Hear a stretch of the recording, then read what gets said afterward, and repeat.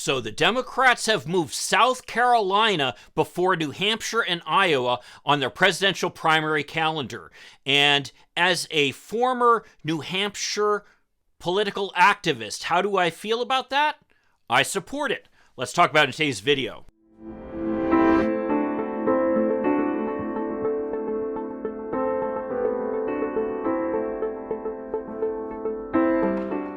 Hi, I'm Mike Greiner. I'm a lifelong Democratic activist who's concerned about the direction our country is taking. I'm also a lawyer and an academic, and I'm here to help you stand up to the BS of the MAGA crowd. So the first time I went up to New Hampshire to work on a presidential primary was in 1988. I was still in college at the time, and I was the head of Students for Dukakis at the University of Massachusetts. And we organized trips of students up to New Hampshire to assist in the canvassing effort. I remember meeting the mayor of Nashua, Jim Donchis, and his deputy mayor, Joe Freeman, who I ended up actually working with in Washington later on, and going door to door talking with people about Mike Dukakis. I especially remember going up to one house, knocking on the door, and once I'd told the middle-aged couple there who I was canvassing for, the husband kind of threw up his hands and walked away, and the wife kind of came down the stairs to take my materials and said thank you for dropping them off. I found that a really interesting demonstration of the gender gap that really has characterized presidential elections between Republicans and Democrats in the modern era. After that, I went and spent my Christmas vacation in Salem, New Hampshire, calling people for hour after hour after hour. Oh my God, it was so boring. But I was thrilled to do it because I was just so excited to be a part of the campaign. That's a true sign that you're a political junkie when you enjoy doing that kind of thing. A couple years later, after my candidate for governor of Massachusetts dropped out of the primary just days before the primary was set to occur, I followed the guidance of our campaign manager and went up to New Hampshire to serve as field director for a long-shot Democratic candidate for Congress in the 2nd Congressional District in New Hampshire. That candidate, Dick Sweat, amazingly enough, won. I mean, you have to remember, that was back in the era when Democrats were kind of an endangered species in New Hampshire. The idea that New Hampshire could be a Democratic state or even a swing state like it is now absolutely seemed absurd back then. But Dick's win was probably the beginning of that transformation. Now, of course, both members of Congress and both senators are Democrats. And in fact, on more than one occasion, I had the opportunity to work with Jeanne Shaheen, who's now one of the U.S. senators, and who was the governor of the state. I went to Washington and worked with him as a legislative assistant there for a while, but before returning to New Hampshire to serve as field director in the 2nd Congressional District for the Bob Kerrey presidential campaign. We actually did pretty well considering coming in 3rd place. But because Paul Tsongas won the primary unexpectedly, and Bill Clinton came in a strong second after having done very poorly in Iowa, dubbing himself the comeback kid. Remember that? Our strong showing kind of got lost in the news cycle. So unfortunately, even though we did win the South Dakota primary the next week, it was kind of downhill from there. But the point of all this is that I've spent some time in New Hampshire, and I know that state.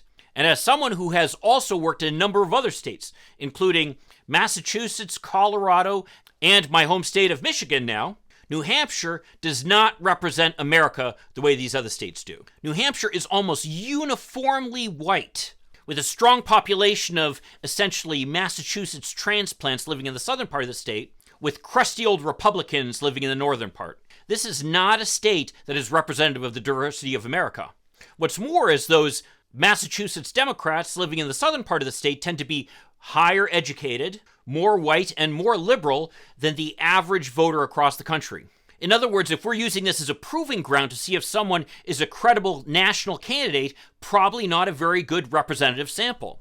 The argument used to be that the great thing about Iowa and New Hampshire is that you could have a grassroots candidate emerge, and by going door to door and actually talking with voters, could build a grassroots movement in support of their candidacy that could overcome kind of the big money that the elite candidates were able to bring to the table. The start of that myth, of course, was in 1976 with Jimmy Carter, who is an unknown peanut farmer who'd served one term as governor of Georgia, but because he was able to go door to door essentially in Iowa, was able to recruit enough support there that he was able to have a strong showing in Iowa and ultimately win the Democratic nomination for president in 76. We saw it again in the next contested presidential primary, which was 1984, when Gary Hart basically came out of nowhere, organizing the grassroots of New Hampshire, by the way, under the leadership of later to become New Hampshire Senator Jeanne Shaheen, who worked for him, and he was able to make his candidacy credible at a time when the entire party infrastructure was behind former Vice President Walter Mondale. Sadly for Hart, and perhaps for the Democratic Party, Mondale was ultimately able to win the nomination despite his loss in New Hampshire, kind of like what happened with Joe Biden last year. Well, the reality is that those days of grassroots organizing are gone. New Hampshire is no longer the insular place it was back in 1976 and 1984, largely dominated again, as I say, by a large population of Massachusetts transplants across the South, and where the party activists, frankly, have kind of become a little bit lazy, because every 4 years these presidential campaigns come into the state and spend money hand over fist. For example, in 2020, every one of the candidates spent millions of dollars on advertising and on support for their grassroots efforts. This led to an attitude among the Democratic activists of, we don't actually need to do grassroots organizing. We'll just wait for these people to come in from out of state and kind of take care of it for us. I saw that happening as early as 92 when I was there for Bob Kerrey. No longer can an insurgent candidate build up support there by building a grassroots network on a shoestring budget. Unless you're spending millions on advertising, you're just not relevant. So the whole rationale for having these small states early on in the primary contest just doesn't exist anymore. Now, the truth is it's time for the Democrats to get a more representative state to play a bigger role in the Democratic primaries. And it's not by accident that South Carolina, which shares much with the rest of the country in terms of its diversity and demographic makeup, is both the state that was chosen by the DNC for this honor, as well as also was the state that ultimately gave Joe Biden the win he needed to win the Democratic primaries in 2020. And in retrospect, he was frankly probably the right choice for the job at the time. Just one more indication as to why a state like South Carolina should be the one doing the picking at first, rather than such obscure states as New Hampshire or Iowa. Well, if you want to see my reaction to an early Trump campaign ad, again, putting on my political activist hat to do so, check out this video over here that I did a little while ago. I'll see you then. In the meantime, let's hope for continued progress. Thank you.